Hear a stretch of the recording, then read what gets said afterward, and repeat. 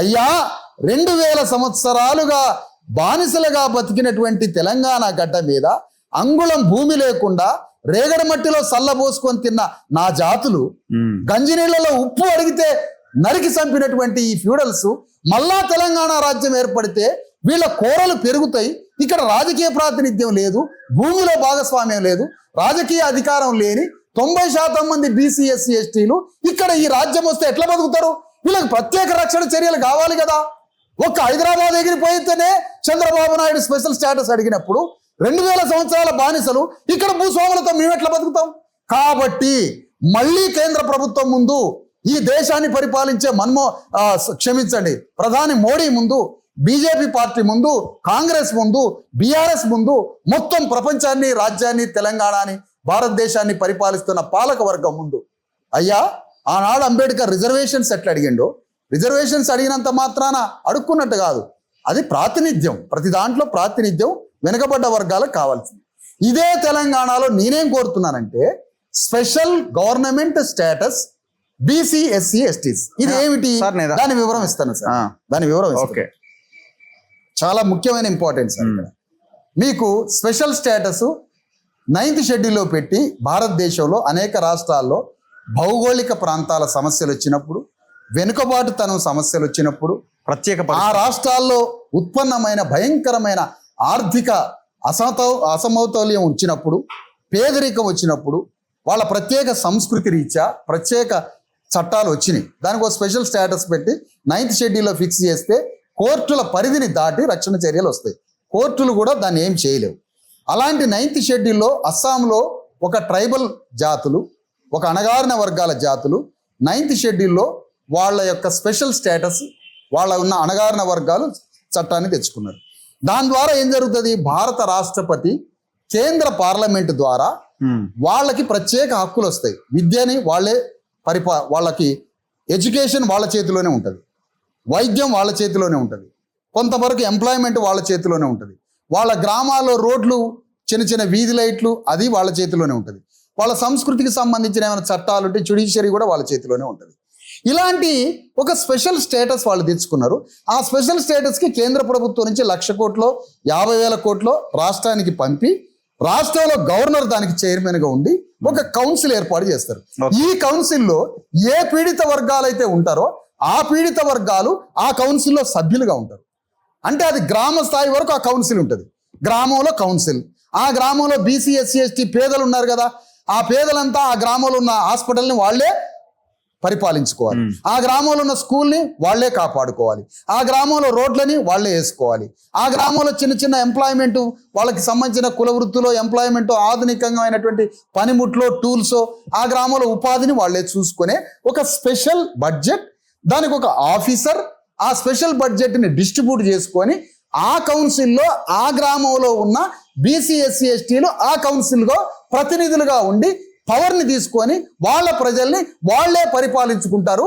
మేము కూడా తెలంగాణ స్టేట్లో కేంద్ర ప్రభుత్వం నుంచి ఈ చట్టాన్ని తీసుకొని వస్తే కేంద్ర ప్రభుత్వం నుంచి కనీసం ఒక 20 లక్షల కోట్ల రూపాయల బడ్జెట్ని తెలంగాణలో special status government for BC SC ST పేరు మీద ఒక బిల్లు వస్తే ఆ బిల్లుతో తెలంగాణలో ఒక కౌన్సిల్ ఏర్పాటు చేసి బీసీ ఎస్సీ ఎస్టీలకి, దానికి గవర్నర్ చైర్మన్గా ఉండి గవర్నర్ ఆధ్వర్యంలో ఒక కౌన్సిల్ ఏర్పాటు చేసి ఈ కౌన్సిల్లో తెలంగాణ గడ్డ మీద ఉన్న 100 కులాలు ఆ కౌన్సిల్లో మెంబర్లుగా ఉండి వాళ్ళ జనాభా ప్రాతినిధ్యం ప్రకారం ఆ కౌన్సిలే జిల్లా కౌన్సిల్ ఉంటుంది, మండల కౌన్సిల్ ఉంటుంది, గ్రామ కౌన్సిల్ ఉంటుంది.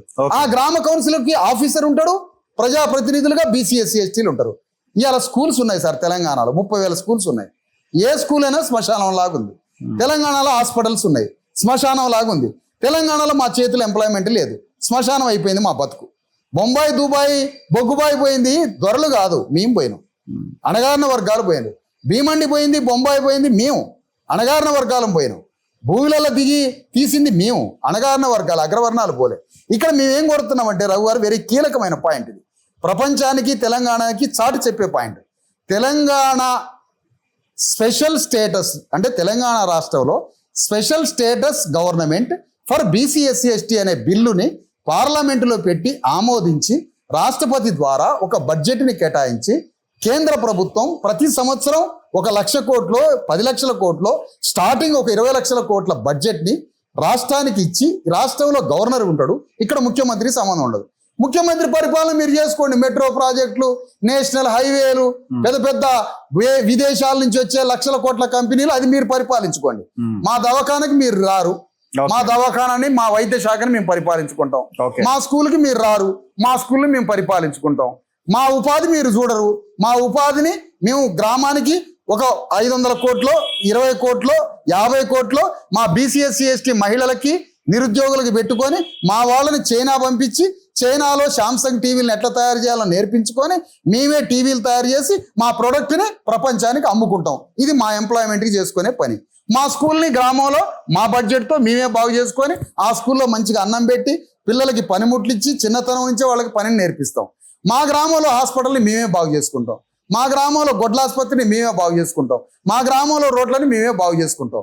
ఎందుకంటే మీరు రాజ్యం ఇవ్వరు. మీ క్రూర పరిపాలనలో రాజ్యంలో భాగస్వామ్యం లేదు. ఇంత తెలంగాణ వచ్చినా మీ శాతం 4% లేదు, 40 మంది రెట్లు ఎమ్మెల్యేలకు ఉంటారు. మీ శాతం 0.1%, మీరు 13 మంది వెలమూళ్ళు ఎమ్మెల్యేలకు ఉంటారు. మీ పటేళ్ళు కాపులు ఇంత పర్సెంటేజ్ ఉండరు, మీరు అసెంబ్లీలో ఎమ్మెల్యేలకు ఉంటారు. అంటే తెలంగాణ రాష్ట్రం వచ్చినా కూడా రాజకీయ ప్రాతినిధ్యంలో మా వర్గాలు లేనప్పుడు తెలంగాణ రాష్ట్రం దేనికైనా అడుగుతున్నా. తెలంగాణ రాష్ట్రం వచ్చినాక కూడా భూమి కోసం నెత్తురు ఏర్లై పారనే నీళ్ళ టీఎంసీలు చెప్తున్నారు. నేనేం చెప్తున్నా, మా కన్నీళ్ళ టీఎంసీలేని, మా నెత్తురు టీఎంసీలేని అని నేను మాట్లాడుతున్నా. వి ప్రకాష్ ఏమో నీళ్ళ టీఎంసీలని లెక్కలు పట్టుకొని తిరిగిండు. ఎవరు? వి ప్రకాష్. కానీ ఇక్కడ మా BC/SC STల కన్నీళ్లు ఎన్ని టీఎంసీలు గారినాయో చెప్పాలి ఇప్పుడు వి ప్రకాష్. మా నెత్తురు ఎన్ని టీఎంసీలు గారిందో వి ప్రకాష్ చెప్పాలా. ఎందుకంటే టీఎంసీ అంటే 100 కోటి గణపతి అడుగులు ఒక టీఎంసీ అంటే చెప్పిండుగా లెక్కలు. కానీ మా కన్నీళ్ళు చెప్పాలి. ఇప్పుడు కొత్త రాగం ఎంచుకున్నాడు ఈ మధ్య కాలం. అందుకని నేనేమంటున్నానంటే మా హాస్పిటల్ని, మా స్కూల్ని, మా రోడ్డుని మేము బాగు చేసుకోవడానికి ఇది సబ్మిసివ్ గవర్నమెంటే. ఉన్న గవర్నమెంట్కి విధేయత గవర్నమెంట్, సమాంతర గవర్నమెంట్ అనరు సార్. ఇప్పుడు గ్రామ పంచాయతీ ఉంది, కేంద్ర ప్రభుత్వానికి సమాంతర గవర్నమెంటా పంచాయతీరాజ్ చట్టంలో? అది సబ్మిసివ్ గవర్నమెంట్, విధేయత గవర్నమెంట్. కానీ మేము కోరుతున్నది స్వయం ప్రతిపత్తి, అటానమీ, స్వయం ప్రతిపత్తితో కూడిన ప్రత్యేక హోదాతో స్వయం ప్రతి కలిగిన ఒక ప్రత్యేక ప్రభుత్వము BC/SC ST వర్గాలకి. ఈ ప్రభుత్వము హాస్పిటల్స్, స్కూల్స్, స్వయం ఉపాధి, మాకేమైనా ట్రైబల్ చట్టాలు పార్లమెంట్ లో చట్టం ద్వారా వచ్చేవి కదా సార్. అందుకనే కదా మా డిమాండ్ ఇంప్లిమెంట్ అవుతుంది. లేదు సార్, ఎట్లుంటది? ఓన్లీ స్టేట్ వరకు. ఒక అస్సాంలో ఇచ్చారు ఈ చట్టం, అస్సాంకి ఇవ్వలేదా? ఆయా రాష్ట్రాల్లో ఏ చట్టమైనా, అసలు సమాజంలో ఏ చట్టమైనా, ఎలాంటి చట్టమైనా ప్రజలకి కావలసిన శాంతియుత మార్గంలో ప్రజాస్వామ్యబద్ధంగా రాజ్యాంగబద్ధంగా ప్రజలకి కావలసిన ఏ అవసరాలైనా ఏ చట్టాన్నైనా తయారు చేసి ఇచ్చే అధికారం పార్లమెంట్కి ఉంటుంది. అవును.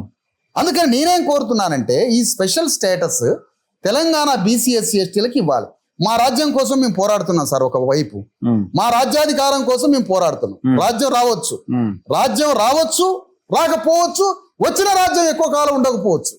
రాజ్యం వస్తుందని ఆశతోటే ఉన్నాం. మరి రాజ్యం వస్తుందని మాకున్న రిజర్వేషన్లు వద్దన్నమా? లేదా రాజ్యం వచ్చిన రాష్ట్రాల్లో రిజర్వేషన్లు తీసేసినరా?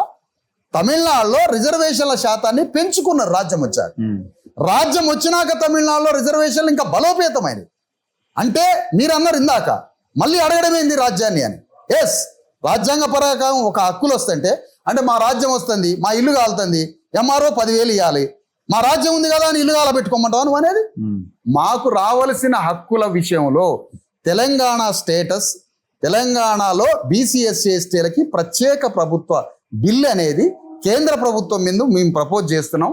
పార్లమెంటు సభ్యులకి ఇది ఇస్తాం, ప్రధానమంత్రికి ఇస్తాం. మా భూమి రథయాత్రలో ఈ డిమాండ్ ని ఎక్స్పోజ్ చేస్తాం. డిమాండ్ ని పార్లమెంట్ సభ్యుల ముందు పెడతాం, ప్రధాని ముందు పెడతాం. ఈ డిమాండ్ ఒకటే కాదు, మేము చేసే అనేక డిమాండ్లలో ఇదొక డిమాండ్. కానీ దీని మీద ప్రత్యేక ఫోకస్ పెడతాం. అట్లా పార్లమెంట్ ముందు ఈ బిల్లుని డైల్యూట్ అవుతుందేమో. రాజ్య స్థాపన, BC/SC ST రాజ్య స్థాపన అన్న అంశం డైల్యూట్ అవుతుందేమో దీనివల్ల. కాదు. ఎందుకు కాదు అని అంటే, కేవలం ఒకే డిమాండ్ తో పోరాడినప్పుడు డైల్యూట్ అయింది. కానీ మా ముందు అనేక డిమాండ్లు, అందులో ఇదొక డిమాండ్. Okay. ఈ డిమాండ్ను ఒక స్పెషల్ ఎక్స్పోజ్ చేస్తూ ఉంటాం. ఉమ్, ఎందుకు ఇది చెయ్యరు అని అంటున్నది. నేను నేపథ్యం చెప్పిన, ఇంత భూస్వాములున్న తెలంగాణ గడ్డ మీద మీ కళ్ళతోటి వివక్షతగా చూస్తారు మమ్మల్ని. ఉమ్, మమ్మల్ని అసలు మనుషులుగా చూడరు. మేము 2వ, 3వ, 4వ వేల యొక్క మమ్మల్ని చూస్తారు పౌరులుగా. అలాంటి ఫ్యూడల్స్ మధ్య బీసీ ఎస్సీ ఎస్టీల నేను అడుగుతున్న రఘు గారు, తెలంగాణ రాష్ట్రంలో రాజ్య చైతన్యము, రాజకీయ చైతన్యము ఎక్కువ అన్నారు. తెలంగాణ రాష్ట్రం అంతా ఈ ఫ్యూడల్స్ ఎంత, వీళ్ళు 5% లేరు, 10% లేరు, వీళ్ళని ఎదుర్కోవడం ఎంత, ముందు తెలంగాణ రాష్ట్రం రాని మాకు రాజకీయ చైతన్యం ఎక్కువ అన్నారు. నేను అడుగుతున్నా, రాజకీయ చైతన్యం ఉంటే బీసీ ఎస్సీ ఎస్టీలు 90% ఉన్నప్పుడు వీళ్ళ రాజకీయ ప్రాతినిధ్యం ఎంత? ఇదే తర్కాణం. వీళ్ళకి రాజకీయ ప్రాతినిధ్యం లేదు, ఒక రెడ్డి రావులే మొత్తం అసెంబ్లీని ఆక్యుపై చేశారంటే రాజకీయ చైతన్యం రెడ్డి రావులకు మాత్రమే ఉంది, అణగారిన వర్గాలకి రాజకీయ చైతన్యం లేదన్నది ప్రూవ్డ్ అయిపోయింది. ఓకే. అంటే మేమేం కోరుతున్నాం? రాజకీయ చైతన్యం ఉందనడానికి తార్కాణం ఏంటి? వాళ్ళ రాజకీయ ప్రాతినిధ్యం ఉండడమే. ఆర్థిక చైతన్యం ఉండడానికి ప్రామాణికం ఏంటి? వాళ్ళకి బడ్జెట్ని ఇవ్వడమే. భూమి చైతన్యం ఉండడానికి ప్రామాణికం ఏంటి? వాళ్ళకి భూమి ఉండడమే.